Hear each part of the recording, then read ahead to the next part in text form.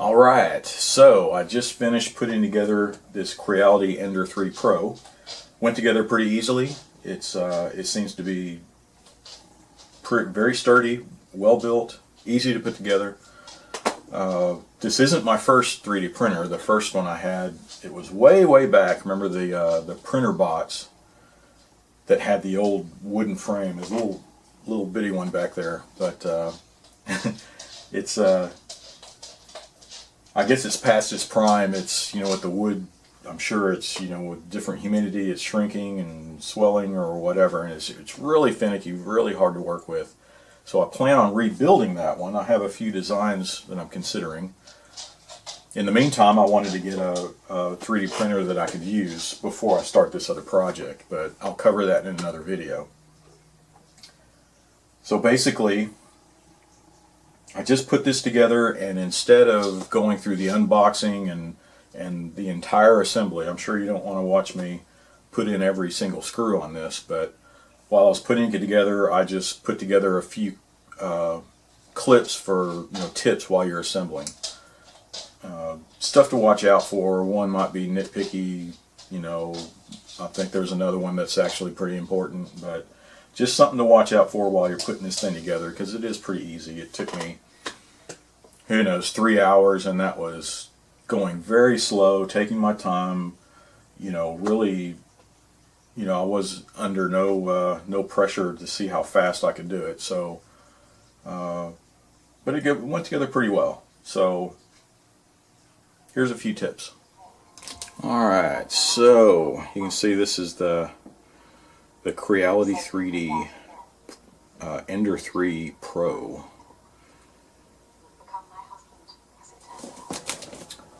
And it's time to unbox it. I'll open it up, and but I know it's probably kind of boring to go through all this.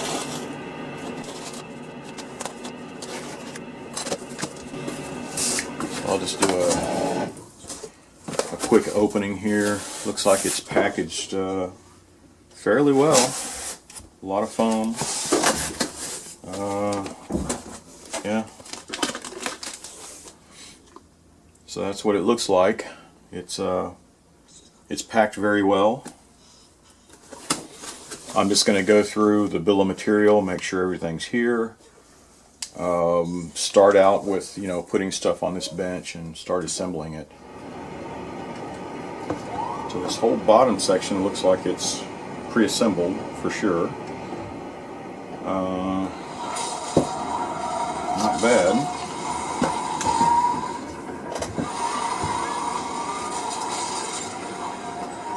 Looks like it's pretty sturdy. It's flat. I wanted to check that when I set it down on a flat surface. Make sure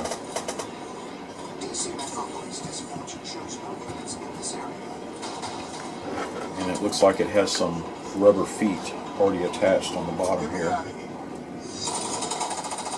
Cut down on vibration.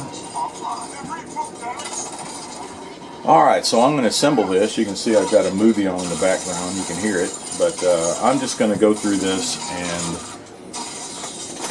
show some tips during the assembly. I'm not going to show every screw going into everything. It's just following directions here. So let's get this thing assembled. So one thing I noticed right away, I'm supposed to be putting these extrusions up. And one thing I wanted to check, see this piece, it sits flat, there's no wobbling back and forth, and when you put it on and press it down you don't feel any wobbling. Well, a little bit, but it is flat on the table here. This side, even on the flat bench, you can see it wobbling, and especially when you put it up against the other extrusion. So there's some wobble there. I'm going to take some measurements, and maybe it's some burrs or something when they cut this end off. Something's uneven. I'm going to see if I can file that down and get it so that it won't wobble while I'm assembling. So I took my block here and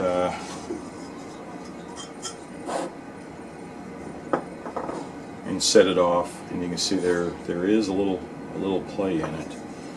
And what I'm going to do, I want to get this flat as possible. I have a file, and it looks like it's you know, it's a pretty straight cut, but I have a feeling that there's some burrs sticking out. So I'm going to clean that up and see if that levels it off some.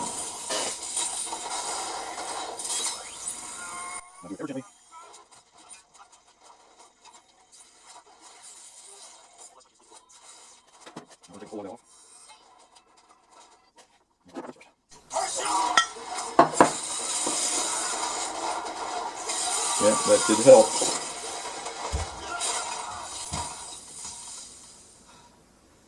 Let me do a little more. That's definitely helping though, so it's just some burrs that are sticking out.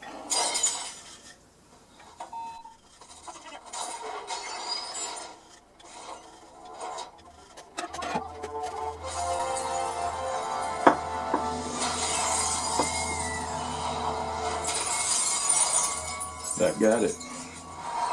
So just do that all the way around. Just get rid of the burrs and make sure everything's going to be sitting flat before you screw them down. Alright, so I deburred it, got it bolted down from underneath, and then I checked the trueness, and it's looks like it's dead on. It's a good thing.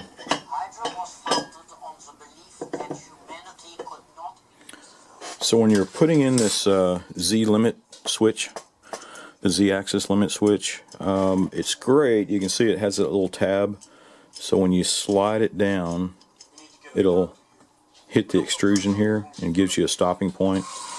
But you can see how you can still get it cockeyed if you don't watch out when you're tightening it down. So I'm going to use my little block again. I've got it sitting on something here. There we go. So I'm going to put my block up against it, let it sit down, and make sure you have that limit switch on there snug, and then tighten it down. So when you're installing the Z-axis motor, has the flathead screws going in there. I'd make them snug, but don't tighten them down until you can put your threaded rod in here and then adjust it back and forth until it's reasonably straight there. And then tighten everything down, because it can wobble back and forth while you're trying to set it up. So I'll put the top little brace on. That was what, step 10, and then step 11 was to put the spool holder on top of this here. But given it has those T-nuts on there, it's kind of hard to put those in place and start screwing them down without the T-nuts rotating.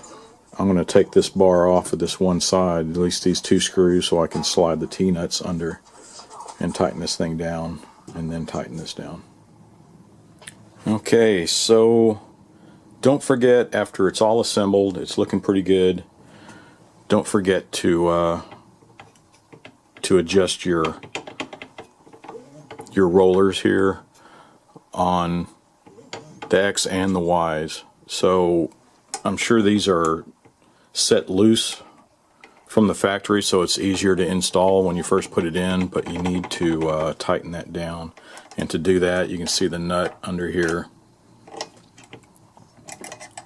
Now I'm just going to turn it counterclockwise, or clockwise actually. And there it goes. So no more rattle, but I don't want to over tighten it, you know, I don't want to cause any more friction that is needed. A little more.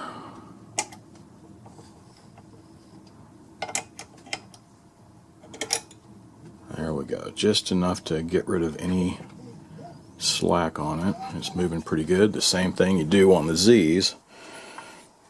Let's see if you can see that. My cat's interested in it. But there you go. See the nuts here. One there and one there. So the same thing. Just tighten them down. I noticed when I installed these, this one was actually, pretty snug, but I double checked it. This side, only these two wheels were engaged, and this bottom one wasn't. I could freewheel it. So simple adjustment, same thing. Just turn it clockwise, and it tightens it up. So just don't forget to do that. All right, so that was it. Just a few tips. You'll see it goes together really well. The instructions are very easy to follow. And it comes with all the tools you need. I mean, a little pack of tools. There's a little screwdriver, opening wrench, all the Allen wrenches that you need. Comes with some spare nozzles, some of the extra little hardware, extra washers, stuff like that, wire ties. Has a scraper. This little thing, I think it's, I don't know, I guess it's an extruder cleaner. I don't know. Maybe you can shed some light on it. There's the SD card and the little sample of filament. It's not a whole lot of filament, but hey, it's enough to get you started, get everything calibrated and run it through and do a test print. So that's it. It looks like a neat little package, very well, looks like it's pretty sturdy. And I'm ready to power it up, and I'm ready to get the first prints out of it.